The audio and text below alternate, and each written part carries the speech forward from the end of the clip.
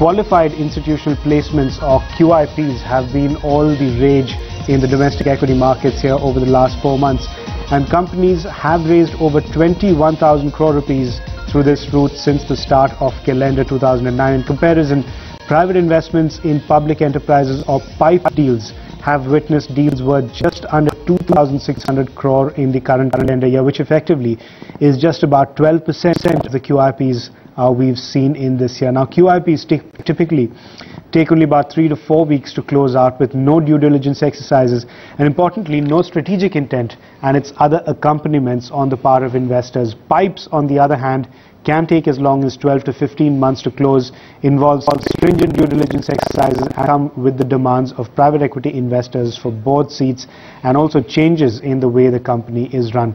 Now, SMC Capital has put together a study on the amount of money raised through QIPs this year, and the amount raised via PIPEs, and the difference is really stark. Now, the immediate question that comes to mind is, have QIPs spoiled the party for PIPEs? Now, we've got Jagannathan Tunuguntla, who's equity head at SMC Capital, joining us on the show from our New Delhi studio. Jagannathan, firstly, thanks very much for taking time out and actually speaking to us on this report that you've put together. Now, the primary reason companies approach private equity investors is because they need cash. Should we assume that QIPs have the potential of killing PIPEs, or do you believe there will still be companies that will continue to opt for PIPEs? As you rightly pointed out, the very model of decision making of private equities has been very, very detailed and very long time taking kind of process. When compared to QIPs, is very fast track mode of decision making, and everything can be wrapped up in 4 or 5 weeks. That was the one major difference why promoters are preferring to go to QIPs rather than private equity. Because as we have to understand one thing here, private equities by definition are meant to be invested in unlisted companies. So their decision making process are developed keeping that fact into account, which are meant for the unlisted company kind of processes.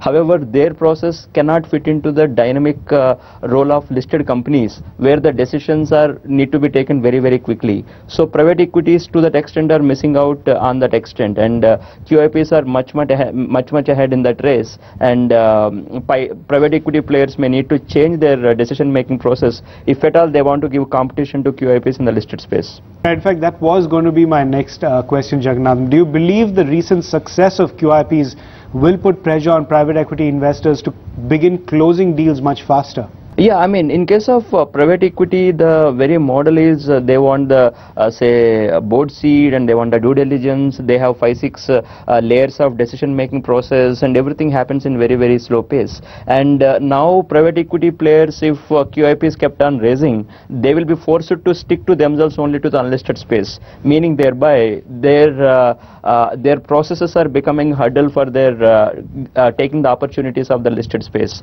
So it's maybe high time for private equity, if at all they want to take any head roads into the listed space, they have to change their procedures.